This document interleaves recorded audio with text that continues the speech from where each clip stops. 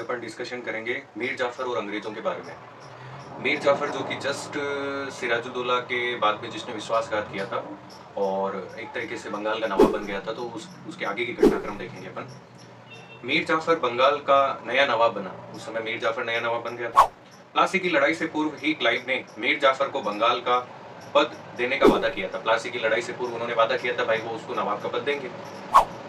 यह सिराजुद्दौला के विरुद्ध अंग्रेजों की सहायता का उपहार था। नवाब ने अपनी कृतज्ञता प्रकट करने के लिए कंपनी को बंगाल, बिहार, उड़ीसा में मुक्त व्यापार यानी मुफ्त का व्यापार करने की अनुमति प्रदान की। तो उन्होंने जैसे राजा बना, राजा बनने के बाद उसके दिमाग में आया भाई उसको दे दिया जाए पूरा, तो मुफ्त कर व्यापार करने की अनुमति दे दी। कलकत्ता के पास 24 परगना की जमींदारी भी अंग्रेजों को मिल गई। इसके अलावा मीर जाफर को अपने अंग्रेज मित्रों द्वारा किए गए समर्थन के लिए भारी रकम अदा करनी पड़ी। तो जो अंग्रेज मित्र है उनको उसने वादा तो कर दिया, अब उसको भारी रकम वहां से अदा करनी पड़ी, जो कि बहुत ज्यादा तरीके से खजाना ही खाली हो गया था उसका। परंतु मुर्शिदाबाद के सरकारी कोष में क्लाइव तथा उसके अन्य साथियों की मांगों को संतुष्ट करने के लिए पर्याप्त धन न था। मीर जाफर ने अंग्रेजों को नजराने और हर्जाने के रूप में 17,50,000 रुपए अदा किए। 17,50,000 रुपए आज के जमाने में इतने ज्यादा नहीं है, पर उस समय बहुत ज्यादा थे। मीर जाफर जैसे ही सत्ताहीन हुआ, उसने तुरंत निम्नलिखित गंभीर समस्याओं का सामना किया। मिदनापुर के राजा राम सिन्हा एवं पूर्णिया के अली खां जैसे जमींदारों ने उसे अपना शासक मानने से इनकार कर दिया। मिदनापुर के जो राजा थे राम सिन्हा, उन्होंने अपना राजा मानने से इनकार कर दिया। साथ ही पूर्णिया के जो नवाब थे उन्होंने राजा मानने से उनको इनकार कर दिया। अली खान ने उसको अपने कुछ अधिकारियों विशेषकर राय दुर्लभ की वफादारी पर संदेह था। उसे विश्वास था कि राय दुर्लभ ने जमींदारों को उसके विरुद्ध विद्रोह के लिए उकसाया था, परंतु राय दुर्लभ राय की शरण में था, इसलिए वह उसको छू भी नहीं सका। तो राय दुर्लभ को वो छू भी नहीं सका क्योंकि राय दुर्लभ ने एक तरीके से उत्साह था, पर वो क्लाइव की शरण में था, तो उसको कुछ कह नहीं सकते थे। वैसे तरीके से गंभीर समस्या आ गई थी। मुगल बादशाह का पुत्र जो बाद में शाह आलम के नाम से जाना गया ने बंगाल के सिंहासन पर अधिकार करने का प्रयास किया।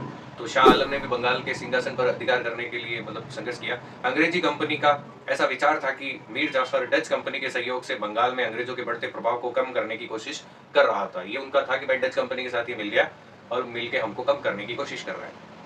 उसके बाद देखते हैं आगे। इस बीच जाफर के पुत्र मीरान की मृत्यु के कारण उत्तराधिकार के प्रश्न को लेकर फिर से विवाद पैदा हो गया। जाफर का जो पुत्र था मीरान, उसकी हत्या हो गई, जिसने सिराजुद्दौला की हत्या की थी, उसकी खुद की हत्या हो गई, एक तरीके से मृत्यु हो गई।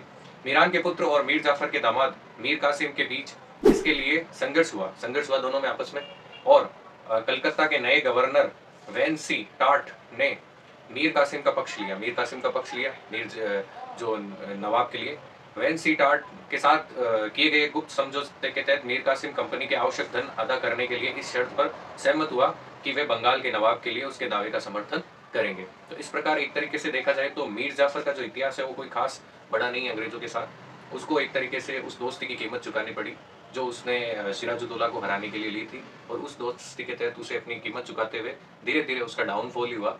और उसकी मृत्यु के बाद उसके जो उत्तराधिकार का संघर्ष हुआ, उसके अंदर मीर कासिम को आखिर में राजा बना दिया गया। तो कहने का मतलब दिक्कत काफ़ी हुई उस समय। और ये थी अंग्रेजों और एक तरीके से अंग्रेजों और मीर जाफर की कहानी। आगे जाके एक बार और भी शायद ये नवाब बनेंगे, लेकिन दिक्कत काफ़ी पैदा हो गई थी। फिर मीर कासिम के बाद फिर बक्सर का युद्ध है, ये आगे का घटनाक्रम इसमें चलता रहेगा। धन्यवाद।